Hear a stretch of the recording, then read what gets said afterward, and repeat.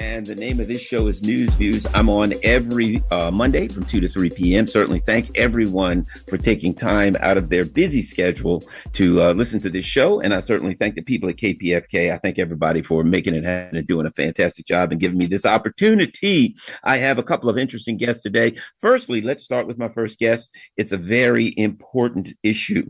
As you may have heard, the African People's Socialist Party was raided by the FBI. The FBI came in with flashbang grenades and a big show of force. No one has been charged with a crime. They have not been told by the FBI that they can't talk about the situation or anything. So I have with me now Omali Yeshitela. Omali is the chairman, and he's been running this. He's been a part of this movement for many, many years. Omali, welcome to Los Angeles, California, to KPFK. Thank you. Thank you so much, Brother Garland. Thank you. And I just want to, again, I'm try to be a very professional guy and make sure that everything's on the up and up. My understanding is you have not been charged with any crimes and that you have not been told by the FBI at this point you can't talk about any or anything like that, correct? That's correct. Okay. Wonderful, wonderful. So let's start here. Well, let's start with, and I'll just put it like this. It just sounds like COINTELPRO Redux to me. Who is the African Socialist Party? And well, why don't we start with this? What happened? And then we'll go into who your organization is. What happened to you here recently? What happened to me directly at 5 o'clock this morning, we moved our international headquarters to St. Louis, Missouri. And my wife and I were sitting talking about how we were going to be moving with the work on that day. And through this magnified sound system, this demand was blaring, saying that the people who lived at this residence, they gave the address, should come out of the house with your hands up and nothing in your hands. This is the FBI. And when they said that, flashbang grenades started exploding over and over again.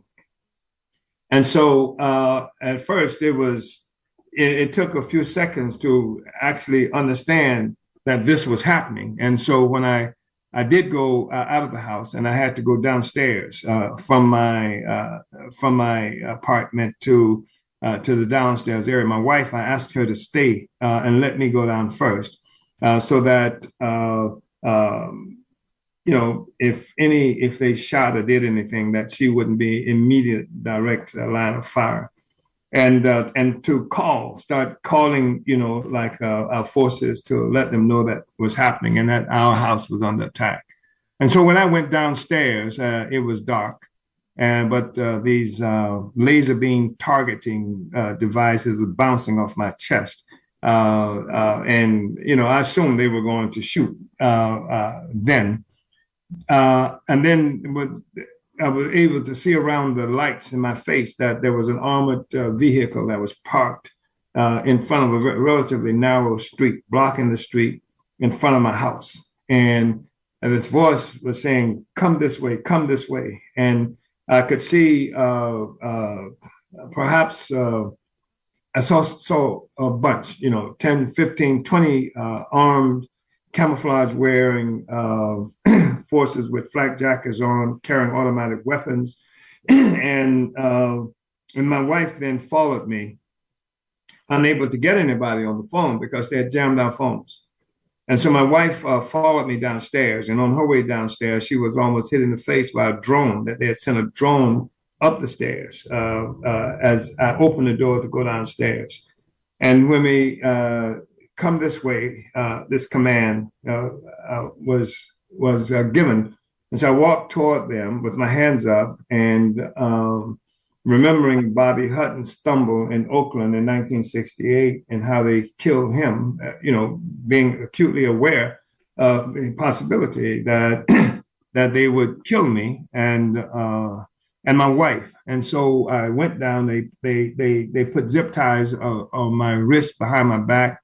They put handcuffs on my wife behind her back. And, he tried to get us to sit on the curb, which was, it's not something that was going to happen. And so I'm saying, what is this about? What is this about? And they said that there's an indictment that's going to, that we have a search warrant for your house. And for what? And let me see the search warrant. Well, I don't have it with me, but somebody else has it. And then there's an indictment that's going to be coming out later this morning of a Russian national who's in Russia. But should he ever come to the United States, he would be arrested or something to that effect. So I'm saying, I don't know what it is that you're talking about. Are we under arrest? Are we detained? So they said, I said, I don't know anything about, let me see a search warrant. They couldn't show me a search warrant. And then finally, they gave me the name of this man, Alexander Ionov. And I do know Alexander Ionov. He's a Russian. He heads an organization called the Anti-Globalization Movement of Russia. And it has been involved in organizing like international conferences in Moscow, where people from various places around the world, from Ireland, from Spain, from various other places, including Ukraine, were talking about struggling for independence, for freedom. And that was an attractor to me, the anti-colonial international movement, and especially to take this question out, what's happening to African people, into the international arena. And so I knew this person that they were talking about. And so, but that they wouldn't tell me anything more. I was to learn later, and even as we're talking, flashbang grenades are exploding, throughout the place. This is 5 a.m. And so, you can. And you had never been, my understanding is you had never been accused of violence or using weapons or anything like that, right? No, nothing like that. No, I've never been accused of anything like that. This had nothing to do with what was real. I mean, and I was to later learn that the accusation is somehow we are agents of Russia to affect the elections in the United States and to say bad things about the United States as a treatment related to the treatment of African people. That the Russians are involved in getting us to take a petition to the United Nations around genocide of African people in this country, and that the Russians are responsible for that, which gives them the ability to deflect any accusation of the treatment of African people as and to characterize as illegitimate as something that the Russians concocted, and they've hired Black people to make these charges about what the hell is happening to us. And at the same time they were doing this, there's a solidarity component of our movement, the African People's Solidarity Committee. It's located in South St. Louis, mostly white community, and they do reparations work. That's their primary work, not the only work they do. And we have an office there. And the FBI had gone to their office, knocked the doors down, knocked the hinges off the door.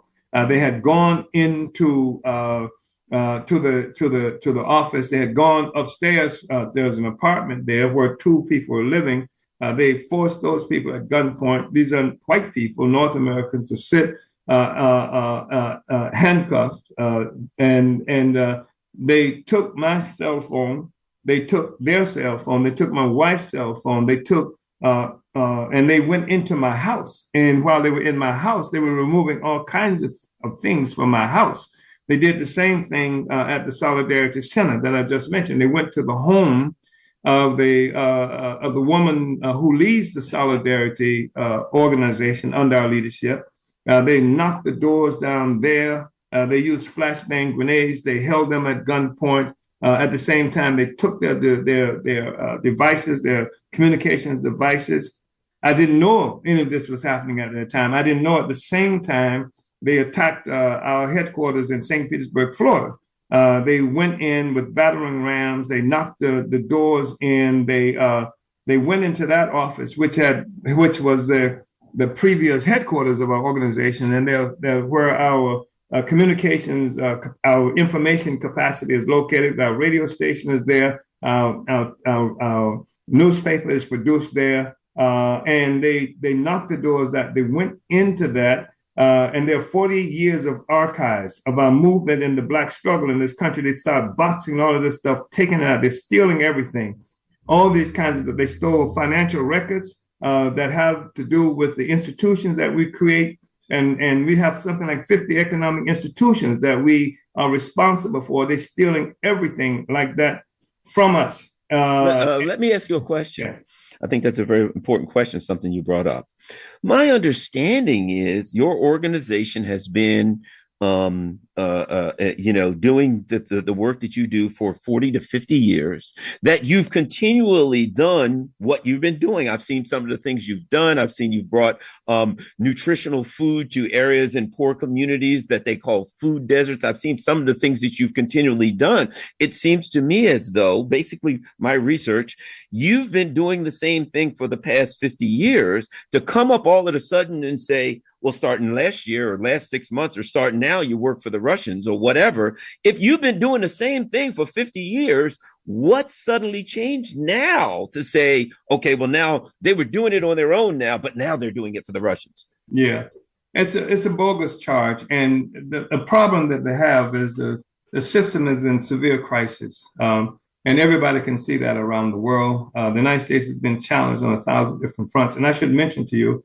that Biden himself intervened in this situation and came out, I think, on the same day with talking about the indictment of Alexander Ionov and placing sanctions on him and declaring at the same time announcing that the Justice Department had initiated this FBI raids on they never gave the name of the party or who it was, but it was clearly us. So I just want to say that this is not just a small local thing, that the president himself was involved in this. And what is clear about how bogus it is, if they were really concerned about the legitimacy of elections in this country and how that's being affected, then they would have to deal with the fact that hundreds of white people attacked the Capitol to overturn the election result on January 6th, and that they were chasing the vice president of the United States through the hallways saying, hang him. They occupied the office and the seat, put their feet on the desk of Nancy Pelosi. They were chasing congresspersons all over, and there's not a single flashbang grenade went off at Trump Tower. Not a single one of those people who were responsible in disrupting the elections was ever accosted by the FBI in this fashion.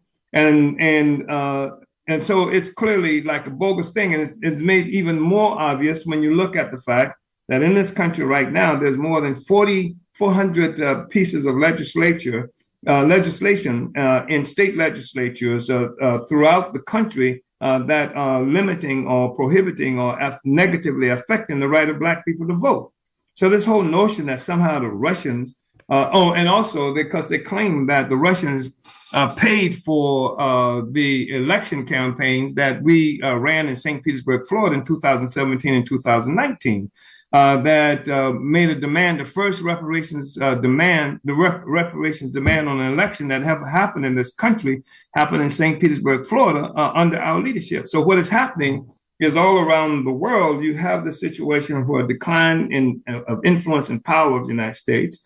There's an escalation of notice to what has happened to Black people being killed throughout the streets of this country on a daily basis. And that's being criticized, and that in this propaganda war that they engaged in with Russia, to have this situation outstanding. So they target us, and they use us as a pawn in this struggle.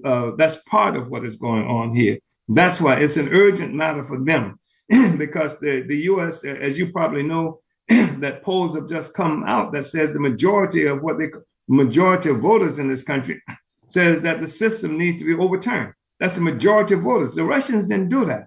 The Russians didn't make that poll. And so this is a desperate political situation that they're facing, and they're deflecting a lot of that, and also the significance of what the party is doing, because we're not some local group. We exist in Africa, we're in South Africa, we're in West Africa, we're in Central Africa, we're in the Caribbean, and throughout the United States. And so the effectiveness of this organization makes it necessary for them to target us in the fashion that they would target any Black movement or leader that has actually been able to organize and mobilize Black people, African people, and opinion around the conditions of African people. So that's the basis of how they would attack us and why they would attack us. And it's a critical issue for them. It's a statement of their weakness to say that they're going to attack an organization living in the most impoverished sector of St. Louis, and that's where we are. We occupy the most impoverished sector of St. Louis. If you see the house that they attacked that I live in, I mean, it's on Redbud. People, a lot of people wouldn't live on Redbud because they talk about how dangerous it is because of the conditions that are there. And to see how we've actually overturned much of this in this area, we've rehabilitated, renovated, uplifted a community, brought ordinary working people into political life to change their circumstances. And also we've identified the basis of our problems, our contradiction, and that's a problem for them. So, when I saw this, when I saw this happen, the first thing I thought was COINTELPRO. The first thing I thought was, the many Black organizations, and particular in the 50s, 60s, 70s, et cetera, organizations that, the United States doesn't like socialists and that advocated for socialism. Let's not forget Paul Robeson Jr., who was the first one who went to the UN and said, we claimed genocide against the U.S., received the same treatment. He was a puppet for the Russians that the many Malcolm X and even Martin Luther King were called, you're a communist, you're a puppet from the Russians for the Russians. In this new Cold War, the first thing I thought is, this is it again, and they're going to be going after others with the same claims to try to discredit those who are working. They poisoned Paul Robeson in Moscow. Mm-hmm. They put drugs at an event that he attended, some kind of I've forgotten how it's characterized event. Where people had gathered in a sort of party-like atmosphere. They put drugs in his drinks and stuff. That some kind of thing that's akin to psychedelic stuff. They wrecked his brain in Moscow. And I've been to Moscow, and I've been to Moscow, one of the most beautiful. You can't believe how beautiful that whole subway thing is in Moscow. And what you will hear in Moscow in the subway is the International being sung in Russian by Paul Robeson. Yeah. So where you are now, my understanding is, and here's the way I see it, there's just kind of a propaganda thing going on where they basically raided your place. They put out these articles. Oh, they're working with the Russians with no evidence. Nobody's been charged with a crime, etc. They took your stuff. But as of right now, it just seems. Oh, one other thing. I read an article today, and I want to ask you about this. They said that somebody from your organization ran for mayor in St. Petersburg and got 1.67% of the vote. And the first thing I thought to myself is, so my understanding, they're alleging that Russia, a powerful superpower, looked at America and said, our plan to take over America is to get the mayorship of St. Petersburg, Florida. That's the key to all of it. And 1.67% vote, that's all we got to do, and America is done. It seems preposterous on its face. It is preposterous. St. Petersburg is a city with a 20% African population. And we ran, as I mentioned, a campaign. The candidate for mayor ran a campaign with the slogan, unity through reparations. And this was a statement that was also made to white people, unity through reparations. And the sister Akilia Nai, who is the one who was also attacked in St. Petersburg, Florida, ran for city council under the slogan, make us the South Side Black again, dealing with the gentrification that we are confronted with.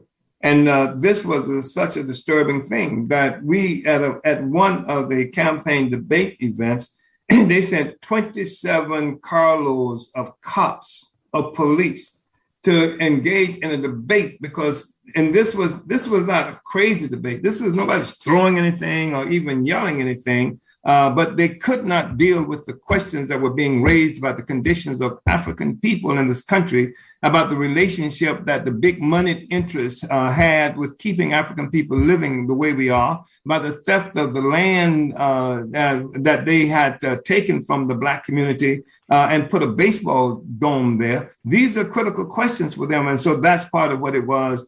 That's the election that they're talking about. It's bogus on its face, as you have just suggested. Of course, it's bogus, and we won't talk to them about certain aspects of it. They won't talk to them. Did the Russians do this? The Russians did. I said the Russians did not kill Lumumba. The Russians did not kill any of the George Floyd.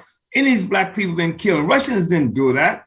This was done by Americans. Americans killed Lumumba. Americans, the American government, and the American government is attacking me now from what I'm saying, not because of any offense that I've made, but it's obviously ridiculous. And also, we have an organization of solidarity forces that occupy 130 some odd cities in this country, 30 states in this country, and their work is primarily work around reparations. If you look at the institutions that we've created, it has come because we do get reparations. And it has come that sometimes we've got as much as $50,000 that's come from white people who unite that they should be paying reparations to Black people, and that this money has gone into institutions that we have created in St. Louis. And that's transforming St. Louis. We have a furniture store in Oakland, California, a furniture store in Philadelphia. We run a One Africa, One Nation market in Philadelphia with more than 100 vendors who come every month. Black people who are able to feed their families. It's a cultural center. We have a One Africa, One Nation farmers market in St. Louis, where we are making it possible for money to circulate inside the community in what they call a food desert, which is nothing but a power desert. This is the work that we do. And this is a problem for them. And this growing reparations organization that we have created demand, and the success of our movement is a real problem for them. But the fact is that people around the world are seeing this. I mean, I'm just off the phone less than an hour ago with the persons who are leading our work in England. And they're talking about the meeting they just came from in London that they can't leave, because all these Africans from different places in England are approaching them, asking what's happening to Chairman Omali, and recognizing, what has just occurred with this raid on our homes and things like this. And so people understand what's going on. And the thing is that most people who live in this country don't understand that we existing in a kind of information silo, that what we are seeing and hearing. And the other thing I should mention to you too, my brother, is that this Ukraine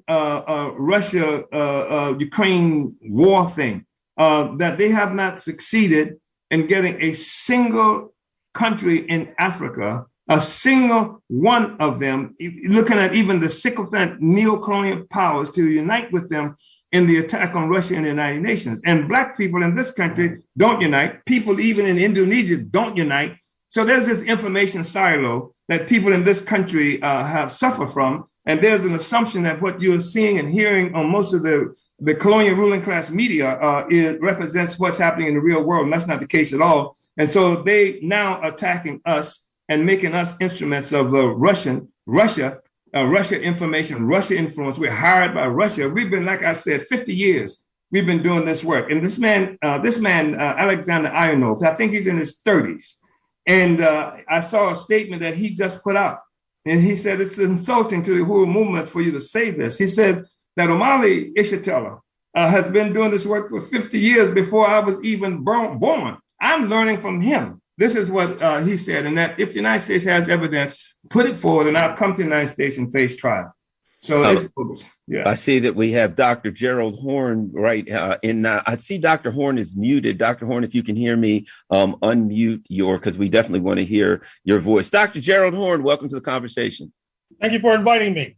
We're here with Chairman Omali Yeshitela from the African Socialist movement. Your thoughts, Dr. Horne. Dr. Horne, Dr. Yeshitela, both of you, welcome, and thank you very much for taking time out of your important days to discuss this important issue. Dr. Horne, your thoughts. Well, obviously, it's outrageous what happened to the African People's Socialist Party and the Uhuru Movement in St. Petersburg, Florida, and St. Louis, Missouri. By the way, the latter being my hometown just a few days ago. It's obviously a message, a shot over the bow to the progressive movement generally. It's reminiscent of the worst excesses of the unlamented Red Scare and Cold War. That is to say, if Moscow said that it was against tooth decay and you were against tooth decay, that meant in a de facto sense, in a sort of associative law of mathematics, that you were an agent of Moscow. And so because the African People's Socialist Party and the Uhuru Movement come out strongly against US racism, and the man that apparently is under indicted in Russia does the same, that means that they did not develop this idea on their own. They must have been influenced by him. It's simplistic. It reminds me, once again, of the worst days of the Red Scare, when it was thought that Black people could not think for themselves.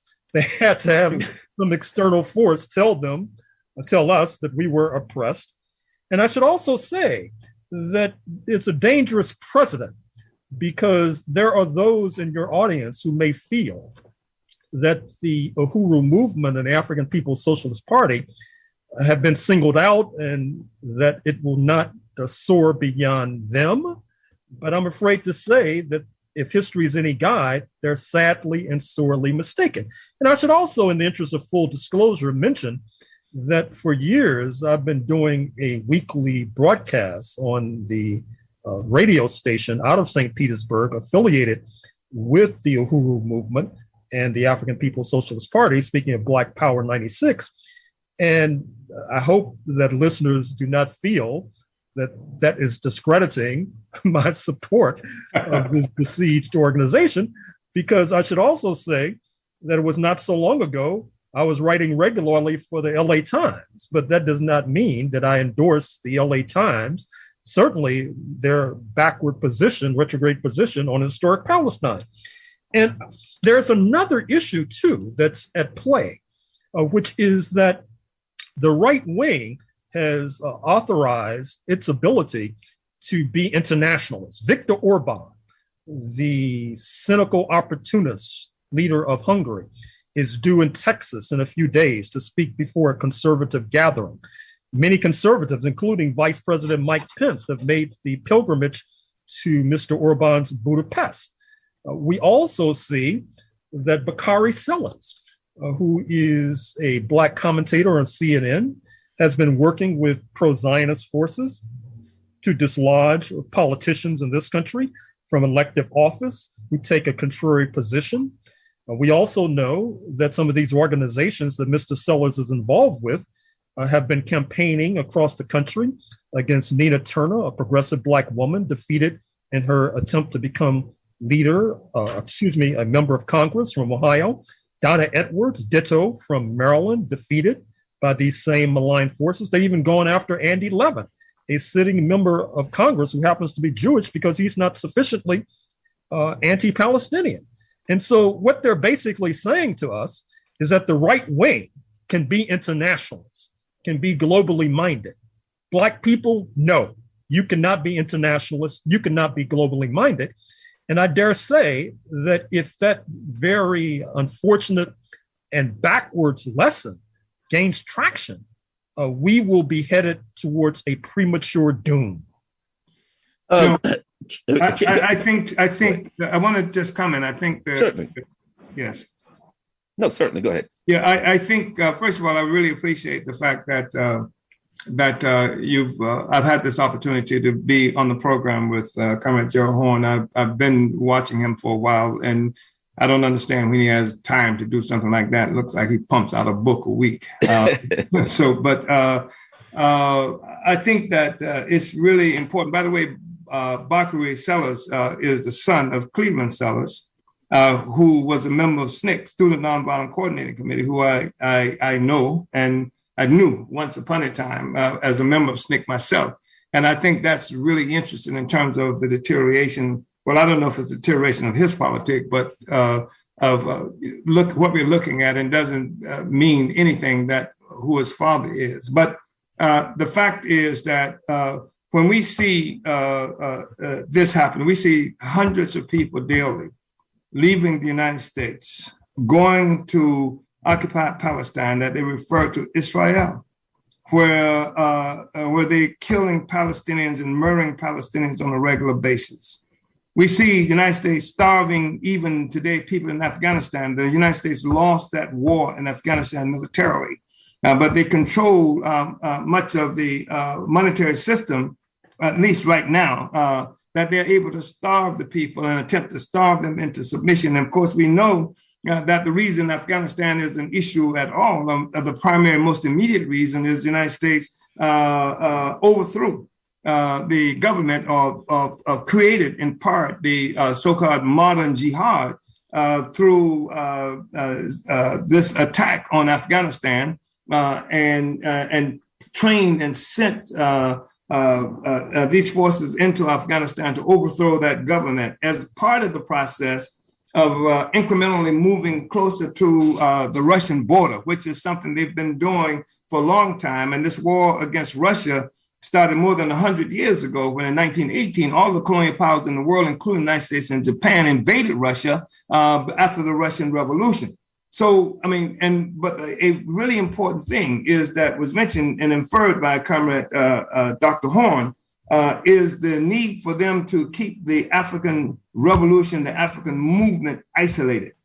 So even you've seen times where Martin Luther King's own organization was really concerned about him coming out against Vietnam. Many people have concluded that Malcolm X was killed because he went international. The thing is that they demand that our movement is only able to rely on what we can get from the United States in the United States, and that we should have no allies, no friends, that we should suffer along in this situation and not recognize the relationship that the struggle of Black people in the United States has to the struggle of oppressed peoples around the world, and especially the people in Africa and various places like that. So I think that's really important for us to understand. And that's part of the basis of this ongoing attack on Black people, assassinations, murder at the moment. Marcus Garvey, who they integrated the FBI because they needed somebody Black who could go into Marcus Garvey's organization. So it's this whole issue of containing the struggle of Black people in these narrow geographical and ideological confines. That means that we will never be able to achieve the traction for a revolutionary movement that's required for our freedom. You know, Dr. Horne, before you came on, we were talking about Paul Robeson and what happened to him. And, Chairman Yeshitela mentioned that they had the work they were doing to go to the UN regarding a genocide claim on behalf of African people. And that immediately brought to mind, if you're going to say Russia's behind it, they're not the first. Paul Robeson did this many, many years ago. And I think when I see these kinds of things, it makes me think back to what Paul Robeson went through and all the claims that he was some kind of a Russian bot or whatever, when the fact he said, again, I'm fighting. I do not want a war between the United States and Russia. I do not want a nuclear war between the Soviet Union and the U.S. that could end humanity. Your thoughts on Paul Robeson and how that connects to this? Well, what's curious about that and those who mouth such inanities is that between 1941 and 1945, the United States was in an alliance with the Soviet Union. During that time, the much denounced Joseph Stalin was on the cover of Time magazine, hailed and saluted. Hollywood, at the behest of Franklin Delano Roosevelt, did movies about the Soviet Union that were quite favorable. Go to YouTube, for example, and watch Mission to Moscow, for example, which portrays Joseph Stalin as a leader, much beloved by his people, because what happened is that Washington needed the Soviet Union to pull its chestnuts out of the fire, since Washington had its hands full fighting Nazi Germany in Europe and combating Imperial Japan in Asia. And of course, there were not that many, even liberals, by the way, who objected to that 180-degree turnabout. The only two individuals who I can recall who objected. One was not necessarily active during that time. I'm speaking of Pat Buchanan, the ultra-rightist Republican who objected retrospectively, and Herbert Hoover, the man that FDR supplanted and replaced. And so what Washington is doing is obviously the height of hypocrisy. They're saying that if US imperialism needs the help of Moscow, that's okay.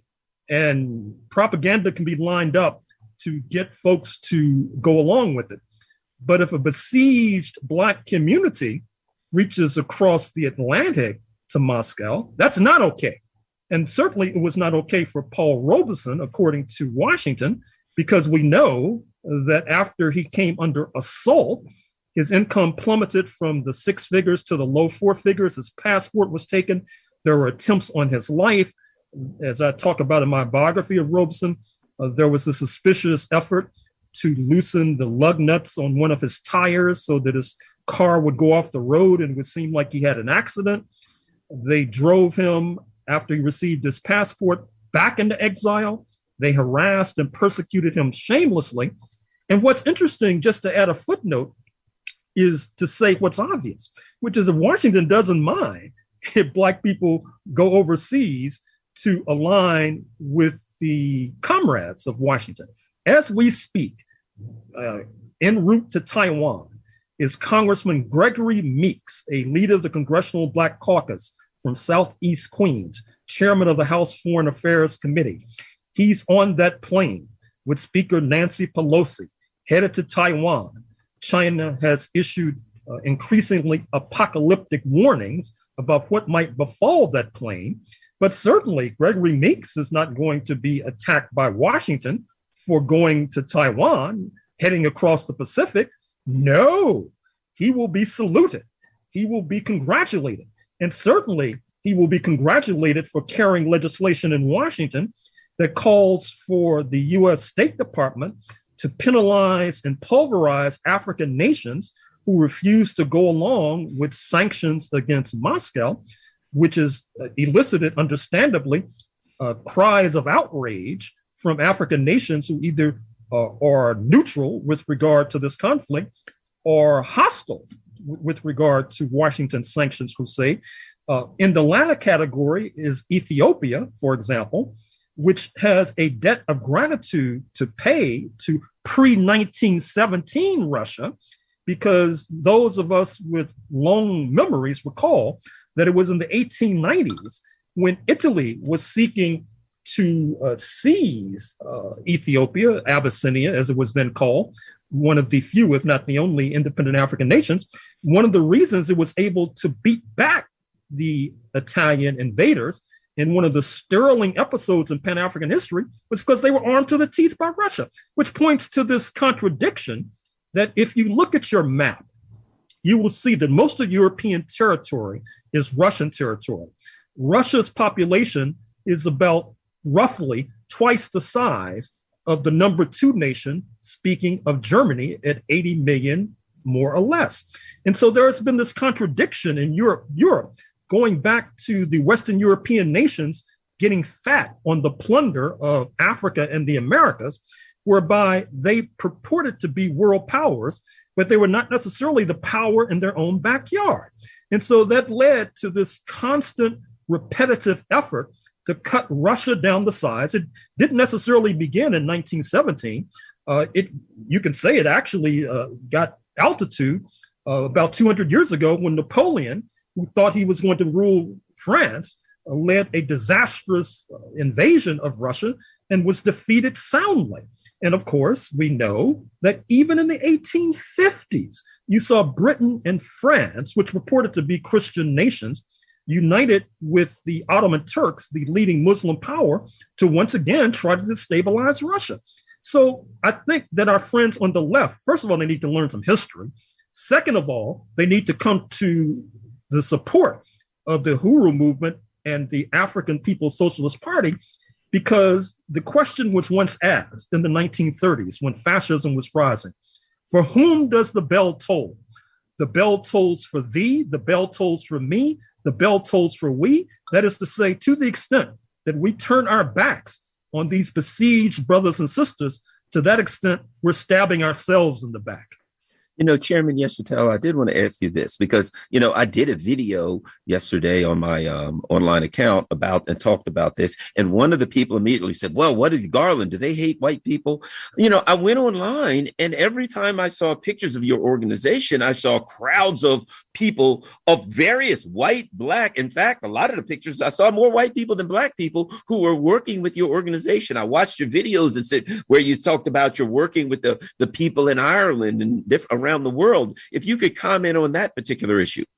Yeah, I mean, unfortunately, the history that we have inherited in terms of the struggles to colonize and decolonize Africa has been one that has presented the white people as the colonizers. When you look at even what's happening with Russia now, the NATO forces, you see the old colonial powers, the traditional colonial powers are the ones that are attacking Russia. And you also understand that the capitalist system itself originated as a consequence of colonialism and something that Karl Marx referred to as the primitive accumulation of capital. It had to come from someplace. And it was this process of colonial slavery and subsequent development of colonialism that united the world into what it is that we know today. And it came as a consequence of Europe colonizing Africa and other peoples around the world, and even the ideas and that affects Europe and most of us as a reflection of this colonial mode of production. So we are not race nationalists. We are anti-colonialists. And the fact is that we all inherited this station that we're located in. And many Africans, and including me, for a period of time, took this view of the white man is the enemy, because that's how, in material ways, that's how it reflected itself in our lives. Every place, it was the white man. But the white man was the colonizer. And the white man was somebody whose process of producing life and reproducing life came through the theft of resources and life and liberty of Africans and other peoples around the world. That's the thing that we inherited. But you can't get out of that by what is ultimately a relatively simplistic view in the sense that I've had to look at the fact that, when we look at Mobutu and we look at Duvalier and other people like that, and how they facilitated the oppression and exploitation of African people too. So it was more obviously than somebody's complexion. This is something that, people can't escape from who they are born as. So we had to go deeper than that. And so we have built an organization. Anyway, it doesn't make sense to try to fight, to try to get out of this situation and not acknowledge the existence of white people as social and political forces in the world. So we have an organization now with the Solidarity Movement, where they're in 137 cities in this country. They're white people whose primary job is reparations work. And they work under the leadership of the African People's Socialist Party. And that's in 30 states in this country, and some forces in Europe. And we've actually engaged in trying to make some of this happen in South Africa. We want to be free. And so we try not to hold on to, hollow and meaningless kinds of assumptions about people based on a biology that we are trapped with. But we do try to recognize the consequences of a colonial perspective and view of the world that stems from a superstructure that is informed by how the world gets its living off of sucking the blood, a parasitic relationship with Africa and the vast majority of the people on the planet. So no, it's not, anti-white. We are anti, what's his name? Barack Hussein Obama. We are anti-meat. We are anti anybody who stands in the way of the freedom of our people and the freedom of the peoples on the world. I had never met a Nicaraguan when that struggle took kicked off, and we organized the first solidarity mass movement in Northern California in solidarity with the Nicaragua, and turned over all our resources to them. And we did the same thing with Palestinians. We did the same thing. I was in Ireland in 1983, and it was an extraordinary occasion for me to be with the Irish Republican Socialist Party, who held a press conference and said to the world, to the Irish world, that we will not accept any money from any Irish person in the United States who's opposed to the freedom of Black people and reparations to Black people. That is something that we won with the Irish. And that's the first time I've ever seen white people who live under circumstances close to what I've seen Black people in this country. So that's who we are. And that's the thing that's frightening, terrifying, and upsetting to the United States government, that would like to keep the world and people in the world perceiving this struggle in those kinds of narrow and really difficult and ways. So that's who we are. So we're not some anti-white organization or anything like that. We're not anti-white people. In fact, we just created a basketball court in this Black community for young people who are playing in the streets, as you see in every community urban center in this country, where young Africans put together their little basketball things with bicycle rims and play in the streets, dodging cars and things. And so one of the projects that we initiated, we bought a property and made a basketball court. I think it cost $140,000. Russians had nothing to do with this. But there were white people who were united with our project, anti-colonial project, and united with their responsibility to pay reparations to African people. And they made contributions, some as many as $50,000 to that basketball court. It's down the street. And this is the same basketball court in the center of the community that the alderperson, a Black man, who was an alderperson, called for the National Guards to be sent in to this community, and also opposed putting the basketball court there because Black people just going to shoot each other, that kind of thing. But he was willing to see a golf course being made not too far away that was for white people. Dr. Horne, let me read this. This is from an article in Florida. It's not just the Uhuru Movement the FBI is investigating. Other political groups in Georgia and California are also accused of, and listen to what they're accused of: working with the Russians.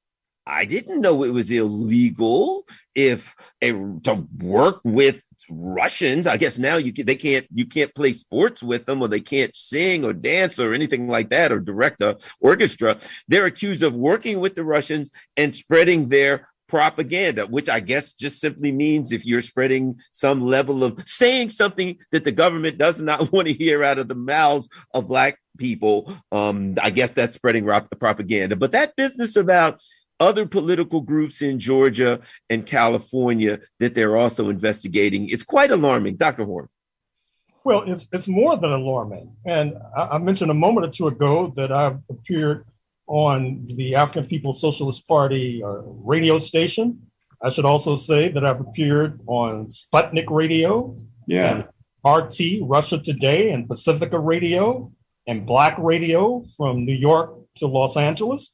So I trust and I hope that I have not tainted all of those different outlets and platforms by virtue of my appearing on a radio station with connections to the African People's Socialist Party. I trust and I hope that this will not lead to flash grenades being thrown through my window and a battering ram knocking down my door, leading to my being handcuffed, dragged away, perhaps to Guantanamo or its equivalent. I mean, this is a very dangerous, slippery slope that we're on right now.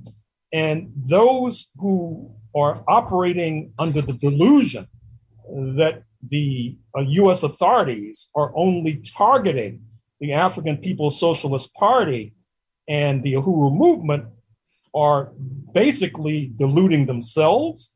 I think that this is just the opening shot, pardon the expression, in an accelerated war, because let's face it, the United States is now confronting a quagmire in Ukraine. Nancy Pelosi is now headed to a potential disaster in Taiwan. By the way, I've been made to understand that Chinese fighter jets might, shall we say, accompany her plane and force it to land on actual and on the territory of the People's Republic of China. And if so, I trust and I hope that if they interrogate Gregory Meeks, that they may keep him there for a while, because letting him come back to Queens will be dangerous to his own constituency.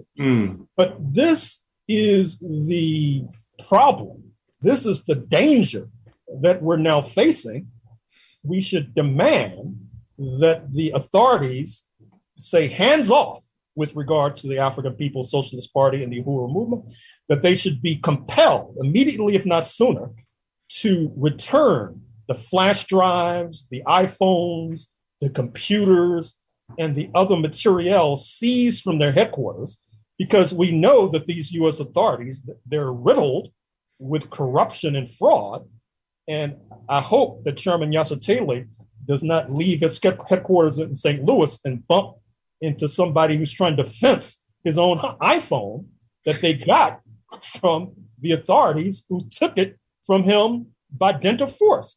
This is the kind of fraud and corruption that we're now immersed in. And if you think that I'm exaggerating, pay careful and close attention to this scandal involving the U.S. Secret Service and their apparent collaboration with Mr. Trump on January 6, 2021, with the allegation being circulated that it is not unreasonable in light of their deleting suspiciously so many texts, that they were in on an alleged plot to kidnap the vice president, that Mr. Trump recruited his chief of operations from the Secret Service, Anthony Ornato, and that if I were Joseph Biden, I would be looking over my shoulder at these Secret Service agents. I don't think that they're reliable. I think that they've been penetrated, like so many other law enforcement authorities, by the ultra-right. We already know, speaking of St. Louis, Missouri, where Mr. Yeshitela is speaking from, that there were all these racist Facebook pages set up by the St. Louis police, particularly in the wake of the killing of Black teenager Michael Brown in Ferguson, Missouri, a few odd years ago. So once again, do not rest comfortably on this idea that somehow you will be exempt. I'm afraid to say that Mr. Yeshitela and the African People's Socialist Party and the Uhuru Movement may be first in line, but they're not last in line. Well, I'll say this, there's obviously a lot going on, because I, believe it or not, last night, they found like a random tweet when I set this all up, and then all of a sudden Twitter sends me a message that says you're suspended from Twitter for 6 days because of some random tweet that I had done like hours and hours and hours ago. All of a sudden it said, I put something like, something about Taiwan. And I said, Biden and these lunatics are going to get us killed, all killed. And they said, you're bullying Joe Biden. Sorry, you're going. And I suspect they just didn't want me to be able to talk about this, this broadcast or whatever the case may be. We've all been down that road. Chairman Yeshitela, I want to thank you very much. Do you have about a minute or so? Do you have something you want to say to our audience before you leave? And one thing I want to say, I want to thank you, Comrade Garland and Dr. Gerald Horne. The fact is that they shut down that radio station temporarily too, Black Power 96, Dr. Horne. They don't want us to be able to communicate with anybody. They want to control the narrative completely.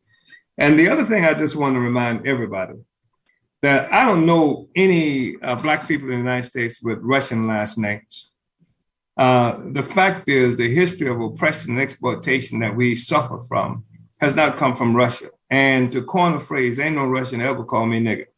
And to talk about how I should relate to Russia in this war that's been ongoing against Russia, using Ukraine and the fascists that they have put in power there, and using NATO that was created in 1949 for the exact purpose of containing and destroying Russia.